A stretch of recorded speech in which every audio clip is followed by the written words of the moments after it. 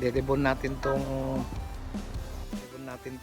ulo para hindi na bumaho, para makuha natin tong sungay niya. Tapos nito, ito ang ididibon natin. Aso.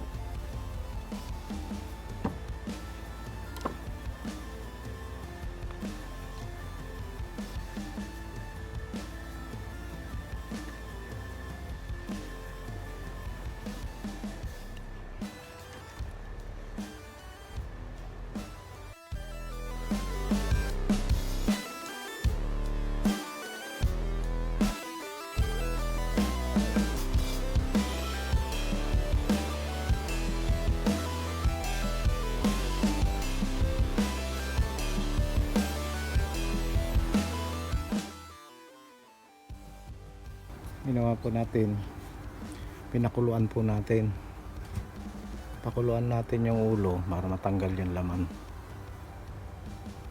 para madali siyang tanggalin.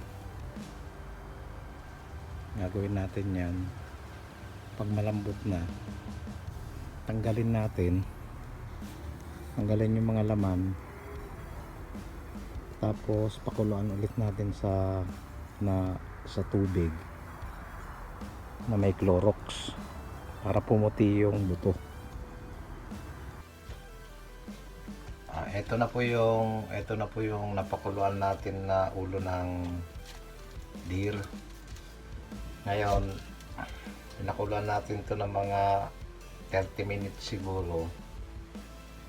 Ngayon, gagawin natin, tatanggalan natin ng mga laman. Ito natanggal na yung lower jaw niya.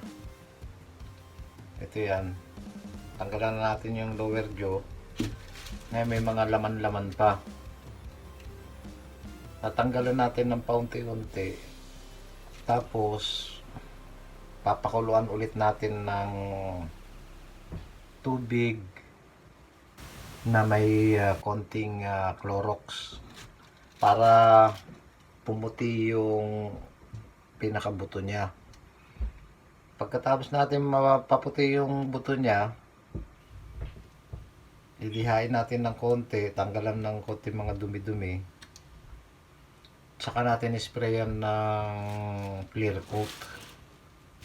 Pagka naka clear coat na, maghanap tayo ng pagmamountan natin na board. I-mount natin to. Ito yung European style na head rack ng USA. Ito yung nakuha natin itong 2021. Hindi ganong kalakihan pero okay na. Lalaki ito. Yung babae kasi wala siyang sungay. Hindi tumutubo ang sungay ng babaeng white-tailed deer. Lalaki lang ang may sungay, kaya ito lalaki ito. Ito ang kaya pangkaraniwan kinukuha nila lalaki kasi meron silang trophy. Yung head rack, pwede nilang i-display ito. Pwedeng i-display sa mga wall. Taon-taon kinukuha ko itong pag nag-harvest ako ng deer. Pangkaraniwan kinukuha ko lang lalaki, hindi ako kumukuha ng babae kasi yung babae wala siyang sungay. Bale, ito yung pinaka-trophy ko ngayong 2021 na white-tailed deer. Ito yung pinaka-trophy ko itong taon na ito. Hindi ganong kalakihan pero okay na. Okay na rin to. Kasi mahirap mag-hunting. Mahirap maghintay ng malaki. Yung unang nabaril ko, mas malaki rito kaso hindi namin nakita. Ngayon yung pangalawa, ito na yun. Tanggalan natin ng konting laman.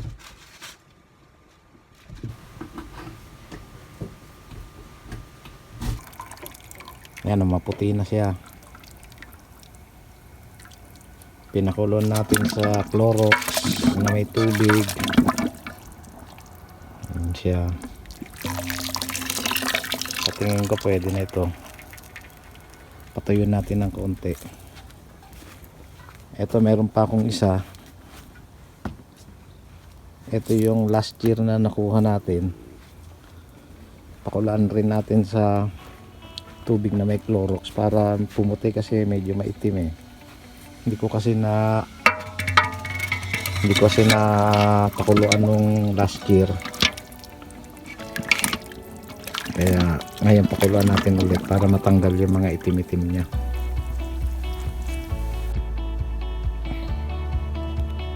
Medyo natutuyo na siya.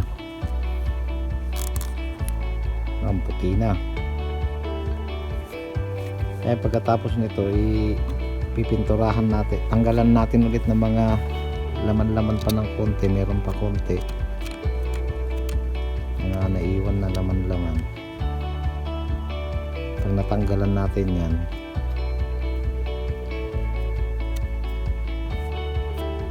ilalagay na natin sa